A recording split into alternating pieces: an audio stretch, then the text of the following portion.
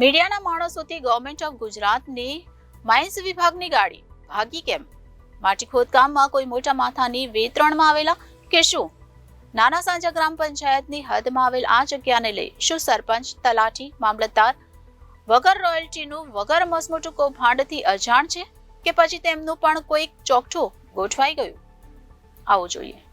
ઝઘડિયા તાલુકાના ગુમાનદેવ ફાટક નાના સાંજા પાસેથી વિસ્તારના મુખ્ય રસ્તાની બાજુમાં મોટા પાયે માટી પુરાણ કરી કોઈ ખાનગી માલિકી જગ્યામાં પુરાણ કરેલ છે. આ જગ્યાએ કોઈ મોટો પ્રોજેક્ટ હાથ ધરાતો હોય તેમ લાગી રહ્યું છે. બપોરના સમયે ભરૂચ ખાન ખનીજ વિભાગની ટીમની માપણી ચાલી રહી હતી. તે અરસામાં ત્યાંથી મીડિયા ટીમ પસાર થતા કોઈ શંકા ઉપજતા તેનો સંપર્ક કરવા ગાડી દોડાવી, પરંતુ ત્યાંથી માઇન્સ વિભાગની બોલેરો ગાડી એકાએક પૂર ઝડપે નીકળી ગઈ. પરંતુ ફોનથી સંપર્ક કરવાનો પ્રયાસ કરવામાં આવતા તેઓએ એ મોબાઈલ રિસીવ કરવાની પણ તસદી લીધી ન હતી.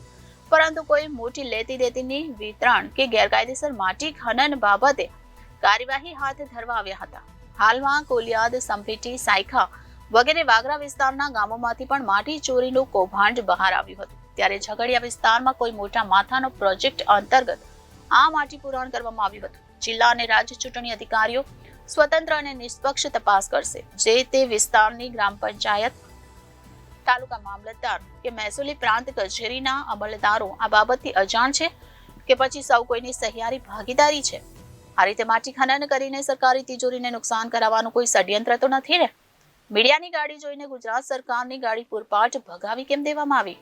લોકસભાની ચૂંટણી સમયે કેટલાક સત્તાધારી રાજકીય પક્ષમાં સંપર્કમાં આવીને સ્થાનિક વોટ બેંકની ગતિવિધિઓમાં શું માઇનસ વિભાગના અધિકારીઓના માધ્યમથી કોઈ ગેરકાયદેસર માટી ખનન કરવા માટેની છૂટછાટનો ભાગ તો નથી ને?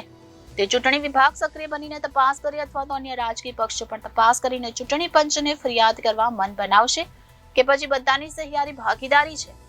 જનતાને ગુમરાહ કરવાનું કે મૂર્ખ બનાવાઈ રહ્યું છે? Reporter Viral Gohil, Janadesh news, Bharuch.